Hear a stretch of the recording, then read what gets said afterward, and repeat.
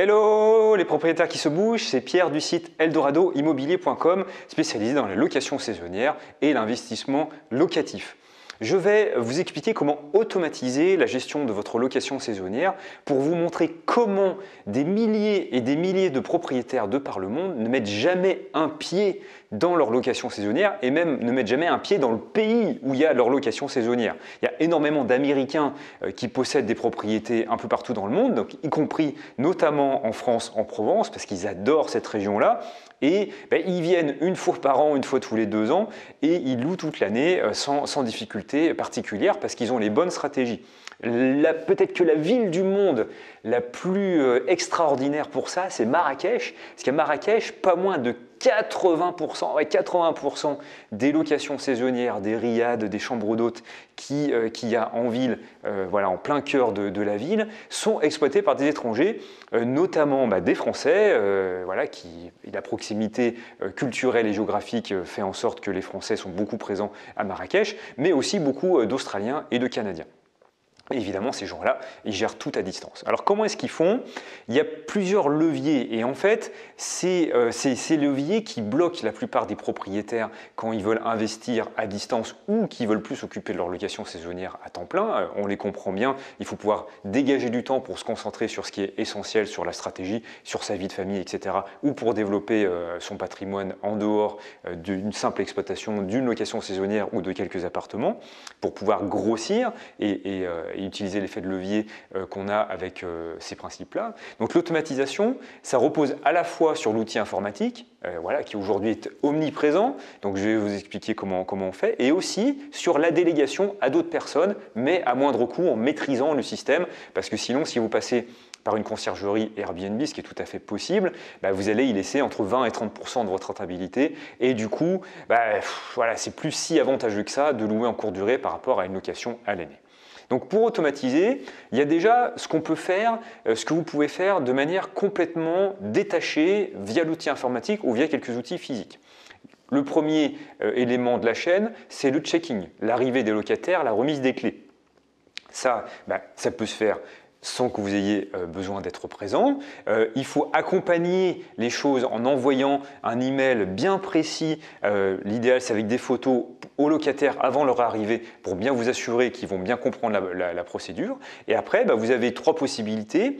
Soit vous remettez les clés à quelqu'un de confiance qui va donner les clés. La limite, c'est que du coup, les locataires ne peuvent pas arriver n'importe quand et puis vous dépendez de cette personne. Mais vous pouvez aussi utiliser un boîtier à clés avec un code que vous installez soit à l'entrée de votre location saisonnière, soit sur le domaine public. Vous mettez les clés dedans et les gens peuvent rentrer de manière complètement autonome. Ou alors une serrure connectée qui permet à distance ou avec un smartphone d'ouvrir la porte de votre location saisonnière. Donc ça déjà, une fois que vous avez mis en place ce processus, ça vous libère vraiment un poids de la tête parce que vous n'avez pas besoin d'être présent quand les locataires arrivent. S'ils sont à la bourre ou s'ils sont en avance, ils peuvent quand même rentrer dans votre hébergement. Le personnel de ménage peut y aller n'importe quand. C'est quand même très très confortable, très très pratique. À tel point qu'il y a quelques années, c'était mal vu de faire rentrer les locataires de manière automatique et aujourd'hui, c'est demandé, même sur Airbnb. Si vous n'avez pas de gestion automatique des clés, vous ne pouvez pas être éligible au programme de Airbnb for Work, par exemple, et ça peut être embêtant parce que vous touchez moins de voyageurs d'affaires que vous pourriez le faire.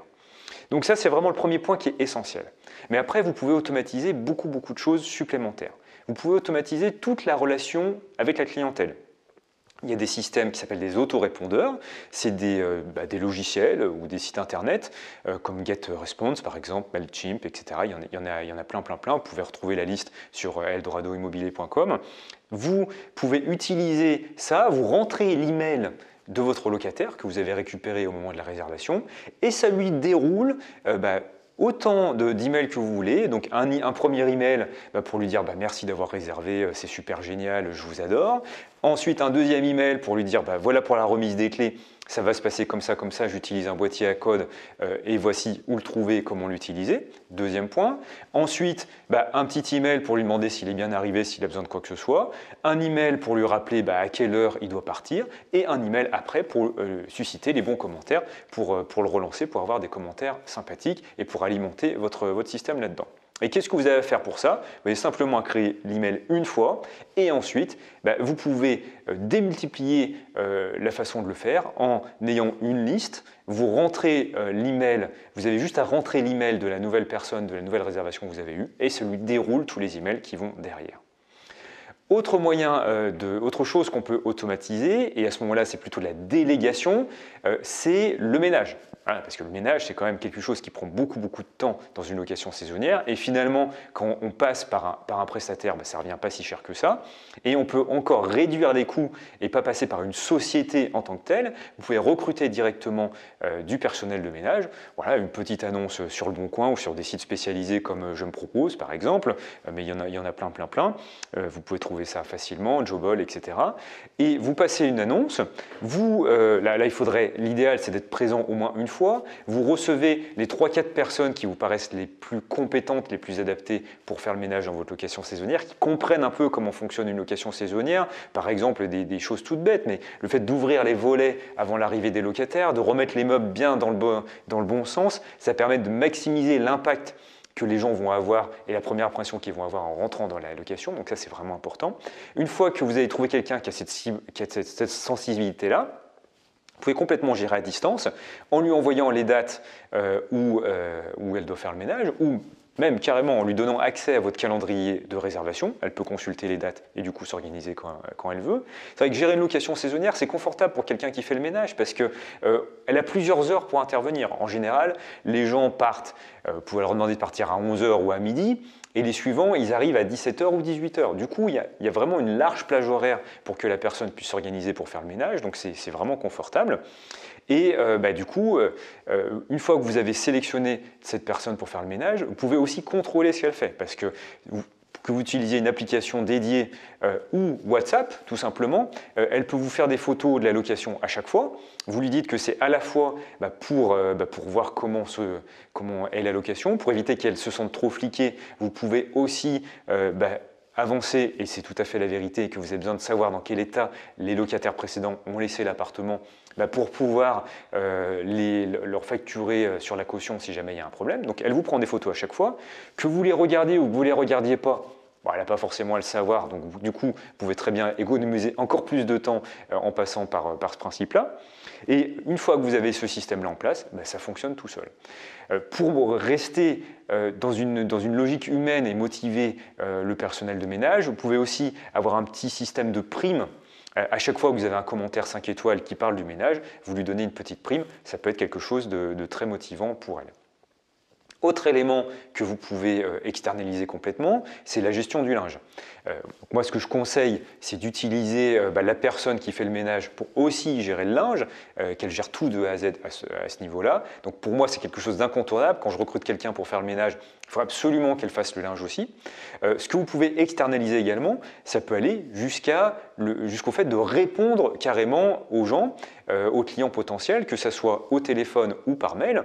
Vous pouvez de la même manière qu'un autorépondeur, avoir des trames clés comme les opérateurs téléphoniques font par exemple. Quand vous avez un problème avec votre Freebox ou votre box Orange, vous appelez quand vous avez quelqu'un au téléphone, si quelqu'un déroule un déroulé de questions-réponses pour cerner votre problème, là vous pouvez faire pareil avec votre location saisonnière et vous pouvez faire ça à distance avec un central téléphonique. Pourquoi pas ne pas utiliser les outils que les grands groupes utilisent pour vous, il n'y a pas de problème pour ça. Donc il y a même des centrales d'appel qui sont à l'étranger, que ce soit à Madagascar, en Tunisie, au Maroc, des gens qui parlent parfaitement français et derrière qui peuvent répondre aux gens, qui peuvent répondre à la fois par mail et à la fois par téléphone.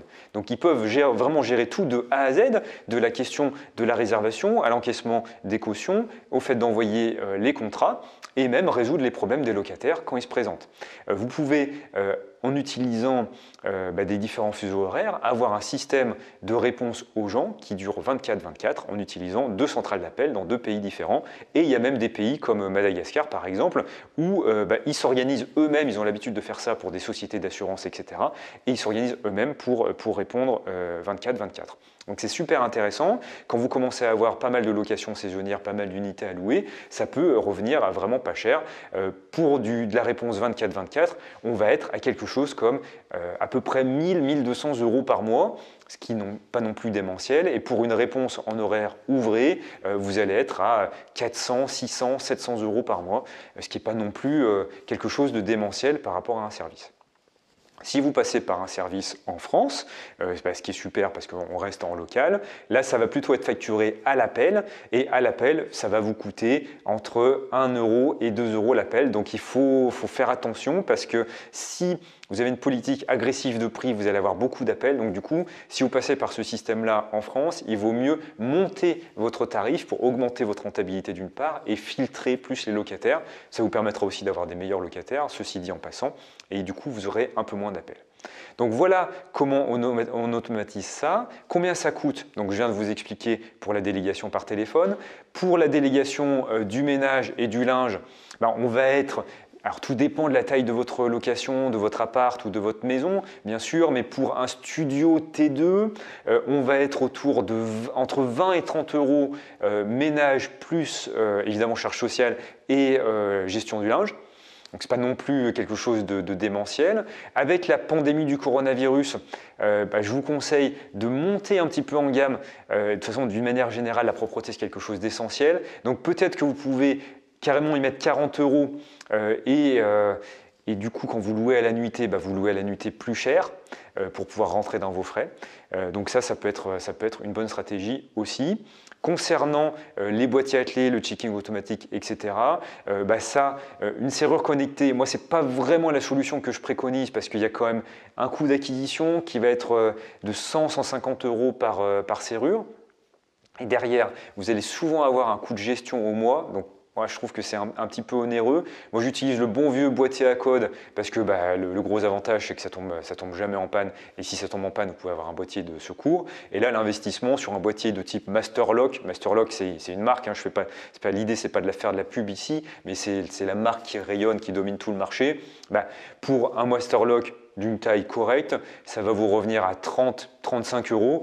Donc c'est vrai que du coup c'est tout à fait raisonnable et c'est vraiment un petit coffre-fort qui est inviolable. Donc voilà comment on automatise, on délègue et on gère une location courte durée à distance. On peut même pousser la démarche encore plus loin, niveau supérieur, une fois que vous avez mis ça en place, c'est d'essayer de louer en direct avec un site internet. Et votre site internet, ça peut vous permettre d'automatiser aussi énormément de choses. Les gens vont être intéressés par le contenu que vous publiez sur votre site qui parle de votre région. Ils vont vous identifier comme un expert. Donc du coup, ils vont s'inscrire à votre newsletter. Donc je vous explique tout ça sur Eldorado Immobilier. Vous avez derrière le système d'autorépondeur qui vous permet d'alimenter, de renvoyer des promotions, etc. Vous leur vendez des réservations. Ils réservent en direct sur votre site internet. Derrière, ils sont dans votre autorépondeur. Le système d'email s'enclenche directement et ils reçoivent des emails régulièrement. Et vous pouvez aussi, pourquoi pas, avoir une boutique en ligne sur votre site internet et faire des ventes comme ça en automatique. Donc vous pouvez construire un business complet avec un blog et un site internet qui vous permettent à la fois de gérer vos locataires, de générer des réservations et aussi de leur vendre des produits à côté. Donc nous, c'est ce qu'on a mis en place. C'est quelque chose qu'on a vraiment développé avec Eldorado Immobilier. On a même une méthode, la méthode Cassas, qui a permis à des dizaines et des dizaines de propriétaires d'être indépendants des plateformes de réservation en ligne grâce à ça. Donc je vous invite à aller sur Google, à taper Eldorado Immobilier Cassas pour tomber là-dessus. Et derrière, je vous mets un lien vers le webinar qui parle de ça, de la méthode Cassas, qui vous explique de A à Z comment mettre en place votre site internet et comment faire en sorte qu'il y ait plein de visiteurs qui arrivent pour pouvoir générer des réservations et des ventes. Et je vous invite à voir ça dans la vidéo suivante. Je vous dis à très vite, je vous remercie pour votre attention. N'oubliez pas de faire un petit like et de vous abonner à la chaîne YouTube, ça aidera Eldorado Immobilier à vous donner encore plus de conseils parce que ça va nous motiver et le fait d'avoir plus d'abonnés, ça permet de faire grossir la chaîne et donc de pouvoir vous donner plus de vidéos. Je vous souhaite une excellente journée, à ciao ciao.